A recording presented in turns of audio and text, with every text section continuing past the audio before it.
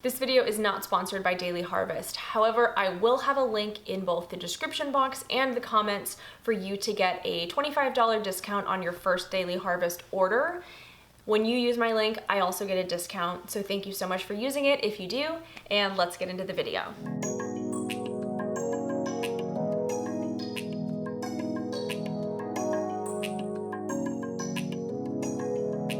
Last summer, I tried Daily Harvest for the first time and I documented the journey and made a video letting you guys know if I thought Daily Harvest was worth it or not. If you haven't seen the video and you want to check it out, you can check it out here. But spoiler alert, the consensus was that I did think that Daily Harvest was worth it, especially for the smoothies and some of the soups. They did have the flatbreads at the time, I think, but I hadn't tried them yet. And then I did a follow-up video trying the ice creams with Paul. So if you haven't seen that, you can also check that out here. A few weeks ago, I was ready to do another Daily Harvest order. I saw that they had some new products, specifically one brand new product, which were the Mylks, or as I like to call them, the Mylks, because of how they're spelled. And I also noticed that they had a bunch of new flatbread flavors. Now, I'm not sure how new the flavors were, but they were new to me. So I thought, why not make an update video trying both the Mylks as well as the new flatbread flavors. So first up, I'm going to talk about the Mylks. I'm going to show me making them. I'm going to talk about what I liked and didn't like about them. And then I'll move on to the flatbreads and show us trying some of those and tell you what I liked and didn't like about the flatbreads. And then, yeah, that's it. And I'll put the time codes in the description if you want to jump around. So the Mylks are obviously Daily Harvest's spin on plant milks, but what they basically are these little frozen tablets of condensed almond milk that you put in a blender with some water, blend it up, and then it makes the Mylks. You can also use these in the Daily Harvest smoothies and lattes as the, sort of plant milk that you would add in anyway. So when I opened the package, I saw this flyer in there, which I thought was kind of cool. It's like this translucent paper flyer. You're one of the first to try our milk. Cheers to that. At the bottom it says meet the lineup: almond milk, almond and vanilla milk, cashew milk coming soon, cashew and vanilla milk coming soon. So obviously they have cashew milks on their way, but they're not available yet. Like I said, the milk comes in two flavors, original and vanilla. The only ingredients in the original flavor are ground almonds, water, and pink Himalayan salt. And then the vanilla is the exact same ingredients, except there's also vanilla bean powder in it. Here's an interesting thing. When you go on their website, the almonds, it has a little, I thought it was a cross, but it was like a little T next to it. And I was like, what is that? I've seen it a couple times before. I didn't know what it was. And so then if you scroll down, it says that it means it's transitional organic. And I was like, what the hell is that? So I looked into it and actually found out about what transitional farming is. And if you guys don't know what it is, I'll quickly tell you. So a transitional crop is grown on a land that's in the process of converting from conventional to organic certification. Before the 3-year mark, any crops grown on the field are considered transitional crops and cannot be sold on the organic market. So basically, if a farm wants to convert from a traditional farm to an organic farm, there's a 36-month period, so 3 years in which they can't sell their crops on the organic market. It's a really expensive transition to make in the first place, and then to not really have a market for your crops for 3 years, it's really hard to convince farmers to make that transition. The label began in 2016 in partnership between Quality Assurance International and Kashi. Ultimately, I think it's a good thing for farmers. There's a lot of talk of greenwashing and companies just using sort of sustainability rhetoric to make themselves seem like a good company. You could say that about Daily Harvest, but at the same time, it seems like they really are putting their money where their mouth is. Literally. I'll put a couple of articles about that in the description if you want to read more about transitional farming. Here's what Daily Harvest says about why their milks are better than traditional plant milks. 0 gum, 0 fillers, minimal packaging that's completely recyclable. We're gonna talk about the packaging. Simple ingredients and tightly packed undiluted almonds, which is kind of funny that they're undiluted. I'm like, yeah, that's because they're concentrated tablets. One order of Mylks makes 8 8-ounce servings of plant milk. So that's 64 ounces for $7.99. Now, if we compare that to a more traditional almond milk that you might see in stores, like Silk, for example, Silk almond milk is $3.19 for 64 ounces, so quite a bit less for the same amount of milk. But Silk isn't really, I wouldn't say, Daily Harvest's top competitor, because they are more of a conventional company that adds like fillers and gums and all that stuff in. But if we look at Elmhurst, which I would say is more of a premium plant milk company that Daily Harvest is probably directly trying to compete with, Elmhurst is $7.99 for 32 ounces of almond milk. So that's basically the same price as Daily Harvest for half the amount of almond milk. And like I said, Elmhurst seems to be more of a direct competition. The ingredients in Elmhurst milk are just almonds and water. Daily Harvest does come out half the price of their competitors in that way. So basically, to make an 8-ounce glass of the milk, like I said, you use 2 tablets and you put it in 1 cup of water and you blend it. So I'm gonna cut to some footage now of me doing that and trying it and letting you know what I think in real time. So here we go.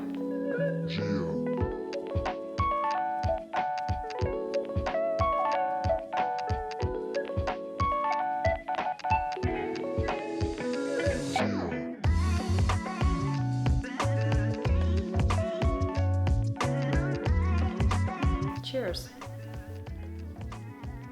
I mean, it tastes like homemade almond milk, like pure almond milk. That is not a flavor that I necessarily love. Now I'm going to try the vanilla flavor. It's nice. It doesn't have too strong of a vanilla flavor, which I think is good. Now, obviously, the nice thing about these is you can kind of add in whatever you want. So if you want it a little sweet, you can add in some maple syrup. If there's different flavors like cinnamon or nutmeg or whatever that you want to add, you can do that. You know, it's probably best to go simpler, but it's not my favorite thing that I've ever drank. And now I want to cut to a clip I took of me trying to froth the milk with my espresso machine frother.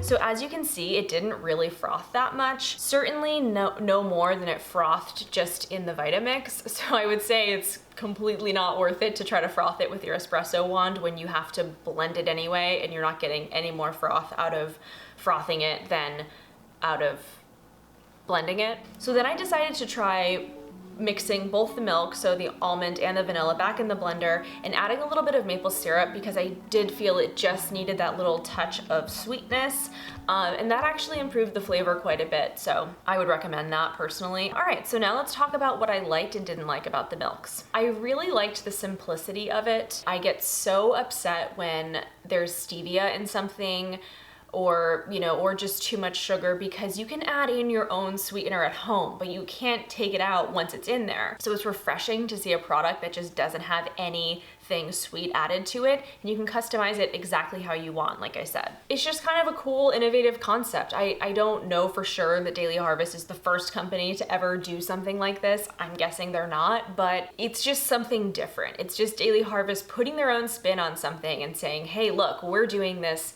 thing that, most of our competitors aren't doing, if any, and it caught my eye and it made me want to try it. And so from a marketing perspective, it works really well for them, and I just think it's cool. And putting the 2 pods with water and blending it is certainly much easier than, soaking your own almonds, blending it up, making sure you have a high-powered blender so that it works, squeezing your nut milk bag, and then dealing with all the leftover almond pulp. This is a lot easier than that. It tasted pretty good, especially when I added maple syrup to it. And like I said, I like that you can customize it however you want. So that a couple times now. The last thing, and I thought of this one just yesterday when I made a big trip to Trader Joe's, buying a 64-ounce carton of milk is so fucking heavy. Paul and I are always saying, like, I somehow end up buying like the heaviest things in the grocery store between my plant milks and my cans of beans and my bottles of kombucha and potatoes. I'm just like buying all the heaviest shit in the grocery store. My grocery bags are like out of control heavy. If you were to replace all of your plant milks with these, I mean, not having to carry those heavy grocery bags would definitely be an added bonus. All right, now let's move on to what I don't like. Like I said in the footage, I didn't find it to be nearly creamy enough. And I didn't show this, but I did try it in a smoothie. I did try it in a latte, you know, not a Daily Harvest latte, but just one of my own lattes. And it's just not nearly creamy enough. I need a really creamy milk in my Daily Harvest smoothies. Otherwise it ends up just like the banana and some of the other ingredients. It tastes a little too like tart and bitter for me. Like I need that creaminess to balance it out. So the almond milk didn't provide that at all. In my latte, it was like wholly unsatisfying. Now, I pretty much only ever drink soy milk and oat milk, so I realized that I prefer a much creamier plant milk, and I don't really drink almond milk, which is, you know, maybe makes me not the best person to judge these almond milks. I'm sure the cashew milk will also be creamier. I don't know, I haven't tried it yet, so. Also, as you saw, didn't froth well. Not that surprising. There's no fillers or gums in it, which is kind of what makes plant milks froth. They tout the whole thing as being completely recyclable, but as you saw when you push the pod through, it breaks through this little like plastic film type of thing. And I'm like, is that plastic film really recyclable?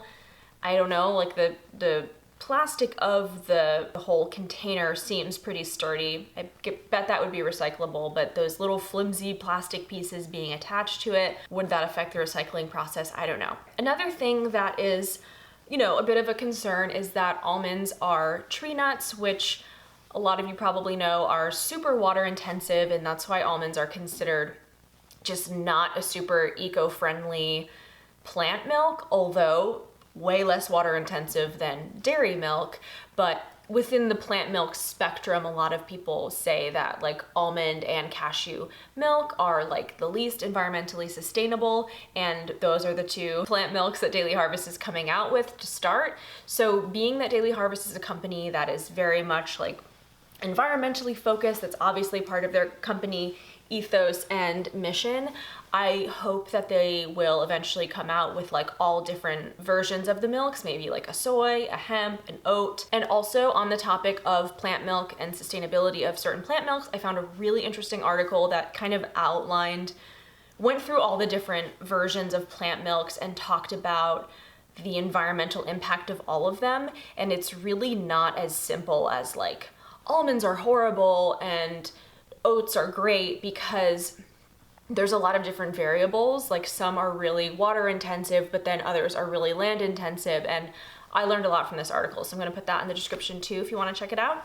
All right, let's move on to the flatbreads now. So the flavors that I got were kale and sweet potato, which is the one that I had already tried and is not a new flavor. In fact, I think it was one of their original flatbread flavors. Kabocha sage, artichoke spinach, pear and arugula, and tomato basil. So like I said, I think these are all newish flavors, but maybe they're not, but they're new to me. First, I'm gonna cut to some footage of me making and trying the artichoke spinach flatbread, which was the first one of this batch that I tried.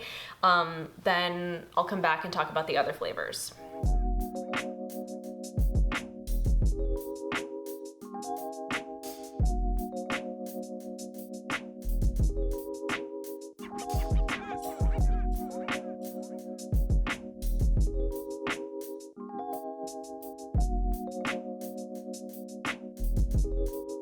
It's definitely very like health pizza tasting. It feels like it's missing something. Yeah. Like you need a hot sauce. A salt or something. Or salt.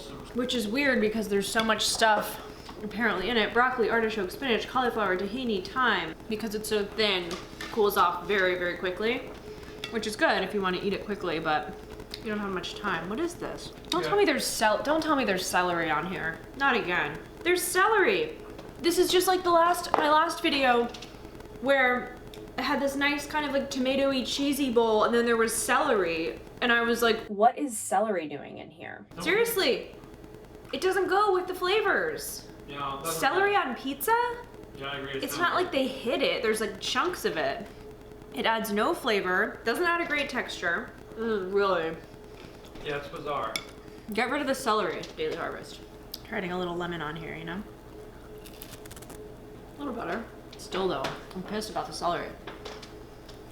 Don't get me started again about the celery.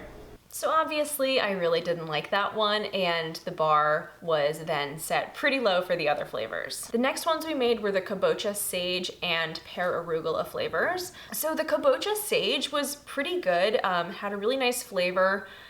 I would probably order that one again. I really love kabocha squash, and so I was sort of expecting there to be like slices of kabocha squash on the pizza or on the flatbread, but there weren't.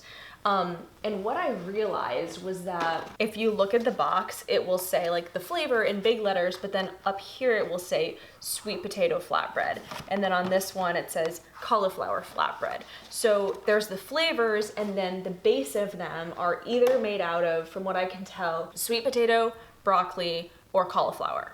So that's just a little FYI about the flatbreads in general. The pear arugula was really tasty. It was a great mixture of textures with the soft pear and then the crunchy pecans. Plus, it was really nice. The pecans got like really nice and roasted and had this awesome like toasted flavor. It had a really nice balance of like tangy, sweet, nutty.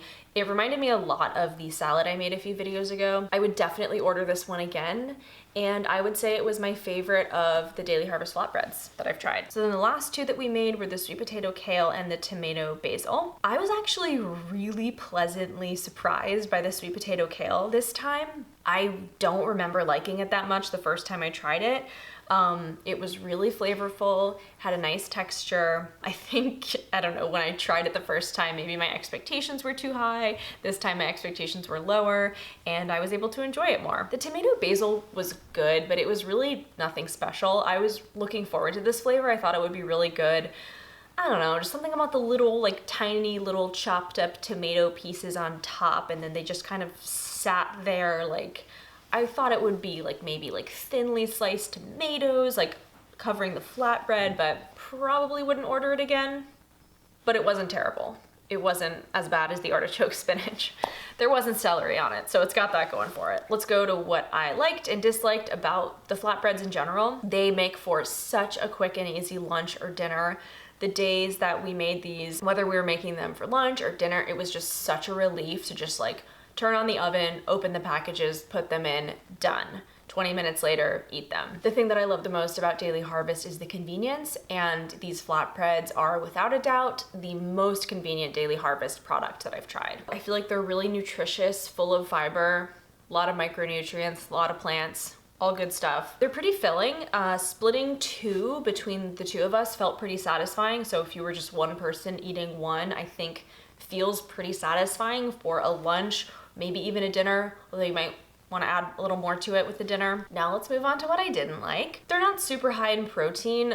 They all had about 7 or 8 grams of protein per flatbread, which is decent, but it's not a ton. If you wanted it to really keep you full and satisfied for longer, you definitely want to add in a protein source. The texture isn't amazing. I was able to get them pretty crispy by keeping them in the oven for longer and also using the perforated air fryer sheets. I think you could honestly just put them directly on the oven rack, even though that's not what the cooking instructions tell you. But the problem is that because they're so loaded up in veggies, like it's just naturally wants to be a little more soggy. But the longer you keep it in, the edges get nice and crispy, but then the middle kind of always stays pretty soft. And like if you kept it in for any longer, the edges would start to burn. So the texture kind of just is what it is. I guess what you could do is cook it for a little while and then maybe cut it in half and then continue cooking it. And so it's like 2 pieces and it gets that inside part a little more crispy. Another thing is that these are nothing like a real flatbread or pizza. So if you go into it expecting them to be like that, you are sure to be disappointed. And I think that's what happened to me the first time around. I was like, ooh, a pizza. And then I was like, this isn't pizza. Like, If you expect it to be like that, you're gonna be like, this is some like weird health pizza that your mom would try to feed you when you were 8 and you didn't want it. But if you go into trying the Daily Harvest flatbreads with the mindset of, you know, this is just a really healthy thing that I'm trying, and it happens to be in the shape of a rectangle that's flat, I think you have a pretty good chance of enjoying them. So that's my whole review of the almond milks and the new flatbreads. The bottom line is that I would not get the almond milks again, but I would definitely get a bunch of those flatbreads again, which honestly I'm a little surprised by because I was so excited to try the Mylks, and I had had this previous like not as great experience with the flatbreads. So that outcome honestly kind of surprised me, but in a good way. Give this video a thumbs up if you found it helpful, and I'll see you next time. Bye.